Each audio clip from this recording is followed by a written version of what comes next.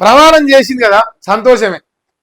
నీ కళ్ళ పుట్టిన ఇద్దరు బిడ్డనే ప్రమాణం చేసిండు. ఇంటి కులదైవం అంటే లక్ష్మీ నరసింహస్వామి అంటాను, ప్రమాణం చేస్తుంది. అదే ప్రమాణంలో ఇంకొక శపథం చెయ్యక్క, నేను రూపాయి కూడా బీఆర్ఎస్ పార్టీ నుంచి అవినీతి చేయలేదు, రూపాయి కూడా అక్రమంగా సంపాదించలేదు.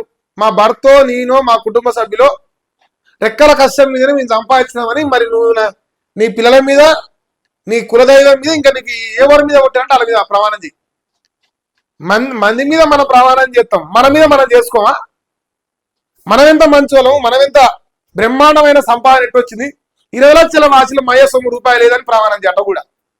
ఎందుకంటే మయ్య లంగే కదా అంటున్నావు కదా, ఎట్లా మాయ లంగా, మా బావ లంగా, మా అన్న లంగా, నేను ఒక్కదాన్నే మంచిదాన్ని, నేను సత్యహరిశ్చంద్ర కంటే మంచిదాన్ని అని చెప్తున్నావు కదా. ఎంత మంచిదాన్ని మేము కూడా చూస్తాం. ప్రమాణం చేయండి కళ్ళబెట్టే పిల్లల మీద, రూపాయి సంపాదలేదు. నేను అదేదో బంజారా హిల్స్ ప్యాలెస్ మా నాయన రెక్కల కష్టం మీదనే సంపాదిస్తే నేను కొనుక్కున్నా. అస్సలు ఏ కాన కూడా నేను సంపాదలే, ఎవరిని బెదిరియలే. ఏది మన షాపింగ్ మాల్లో పోయి పైసలు వసూలు చేసుకొచ్చుకోలే, అస్సలు ఏం చేయలే.